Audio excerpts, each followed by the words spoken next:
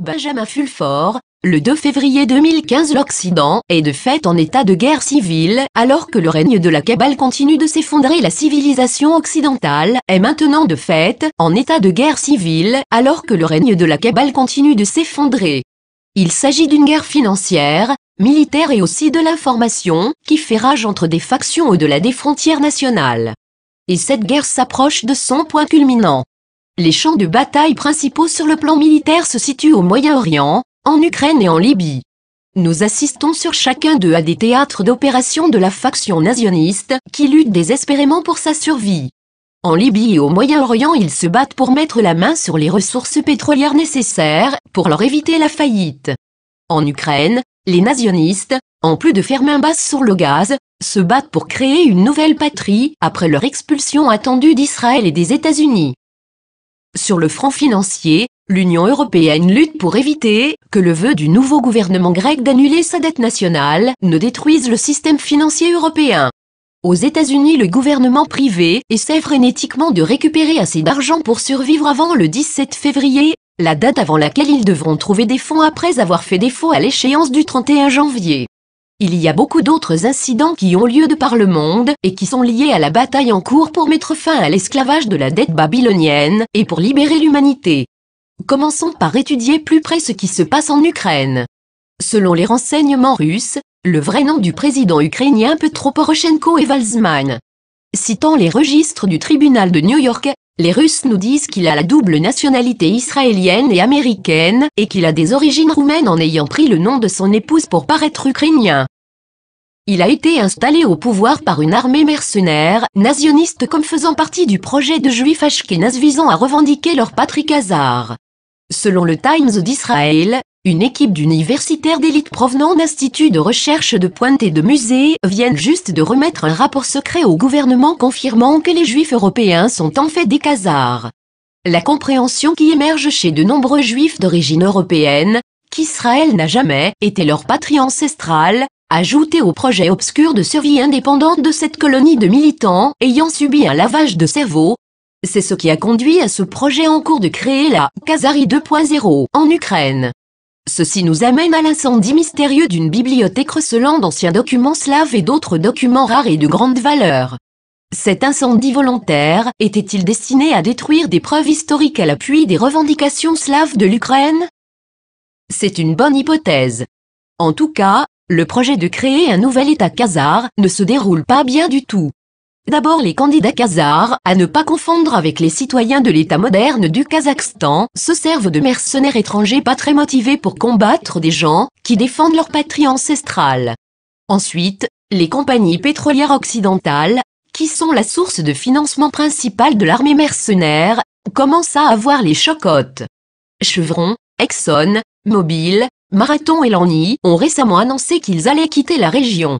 Si j'étais un parieur, je ne miserais pas sur Khazarie 2.0. La situation au Moyen-Orient se présente également mal pour les Israéliens et leur armée mercenaire de l'Aï, ISIS.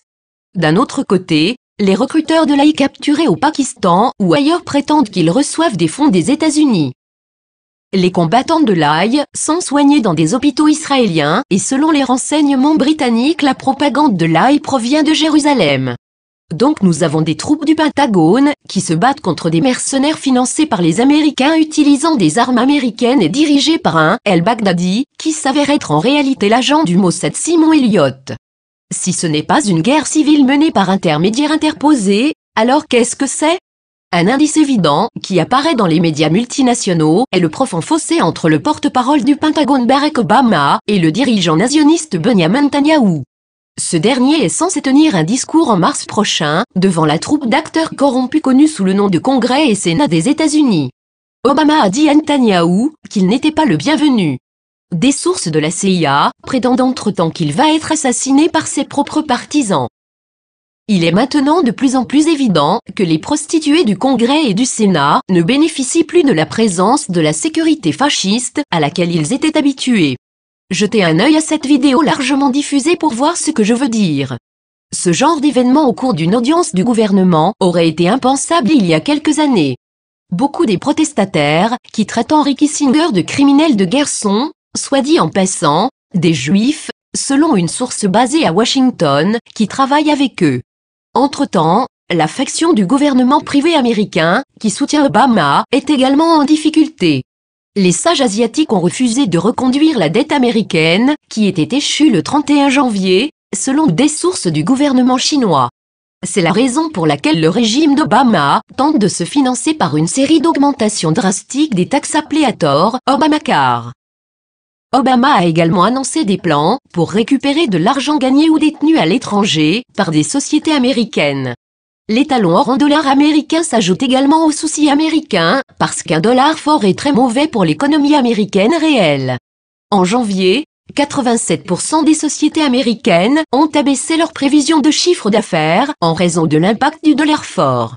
Elles sont atteintes parce qu'elles ne peuvent pas être compétitives à l'exportation si le dollar se maintient au niveau actuel. Comme je l'ai mentionné à diverses reprises par le passé, les intérêts du dollar américain international et ceux de l'économie américaine sont contradictoires. La devise américaine est maintenant reliée à l'or, au yuan chinois, à la livre sterling et au franc suisse. Ce n'est plus une devise américaine. Les Américains ont besoin d'émettre leur propre devise indépendante. La situation financière en Europe est encore pire que celle des États-Unis. Il s'avère que la raison pour laquelle l'UE est si réticente à réduire la dette grecque est que le château de cartes de plus de 100 000 milliards de produits dérivés risque de s'effondrer si la carte des emprunts grecs était retirée en bas de l'édifice. Cependant, le nouveau gouvernement grec est déterminé à mettre fin au pillage de l'économie grecque au profit des banquiers étrangers. Symboliquement, un des premiers actes du nouveau président grec Alexis Tsipras a été de déposer une gerbe à l'endroit où les nazis avaient assassiné des membres de la résistance grecque pendant la Deuxième Guerre mondiale.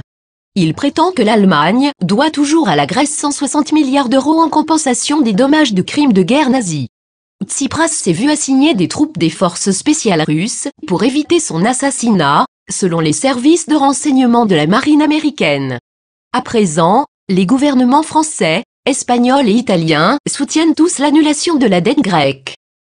La raison est qu'ils croulent tous sous le fardeau de la dette. Un autre indice que l'esclavage de la dette babylonienne occidentale est dans une impasse difficile, c'est le fait que 16% des emprunts d'État émis mondialement le sont à des taux d'intérêt négatifs. Le Danemark a même commencé à proposer des taux d'emprunt immobilier à moins 0,3%. Cela peut apparaître comme une bonne affaire, jusqu'à ce que vous compreniez que tout ce que font les banques c'est de saisir des chiffres, dans un ordinateur indiquant qu'ils possèdent des droits, pendant 20 à 30 ans sur une bonne partie des revenus durement gagnés de l'emprunteur. De plus en plus de gens l'ont compris maintenant et ont commencé à demander l'abolition de l'esclavage de la dette. Il y a eu également une percée lors de l'enquête secrète en cours sur les attentats terroristes nucléaires comme celui du 11 mars, Fukushima, selon le MI5, contre-espionnage britannique. Le Premier ministre James Cameron a été lié à des ventes d'armes depuis son premier poste au bureau central des conservateurs en sortant directement de l'université d'Oxford. Cela concerne la négociation de 6 têtes nucléaires produites par un consortium israélo-sud-africain dans les années 1970 à 80 par l'intermédiaire de John Brodenkamp. L'Israélien Netanyahou a également été souvent montré du doigt par le Pentagone et d'autres pour avoir été impliqué dans les attentats terroristes nucléaires y compris celui du 11 mars. Ces individus n'auront bientôt plus d'endroit où se cacher et plus personne pour les protéger. La prétendue décapitation, comme le mentionnant de nombreux articles des médias privés, d'un journaliste japonais la semaine dernière parlait marquer un autre tournant. Les Japonais savent qui se cache derrière l'État islamique et chercheront à se venger. Finalement, une information très prometteuse m'a été envoyée la semaine dernière par des kabbalistes juifs. Ils prétendent que le coup intéressant en France impliquant le meurtre supposé de journalistes du magazine Charlie Hebdo, le jour du 7 janvier, était un message secret. Selon eux, Hebdo signifie 7, hepta en grec, et symbolise non seulement le sabbat, mais également un repos tous les 7 ans, pour le jubilé d'annulation de la dette et de la redistribution des richesses. Extrait du livre du Deutéronome, au bout de 7 ans tu feras remise. Voici en quoi consiste la remise. Tout prêteur, détenteur d'un gage personnel, qu'il aura obtenu en gage de son prochain, lui en fera remise. Il n'exploitera pas son prochain ni son frère, quand celui-ci en aura appelé à Yahvé pour remise. Deutéronome 14-15, ils ont également parlé d'un jubilé, qui se passait tous les 7 fois 7 ans, 49, où non seulement on annulait la dette, mais où on redistribuait la terre. Il semble qu'ils essaient de négocier leur reddition. Traduction, Patrick Reve. Isabelle.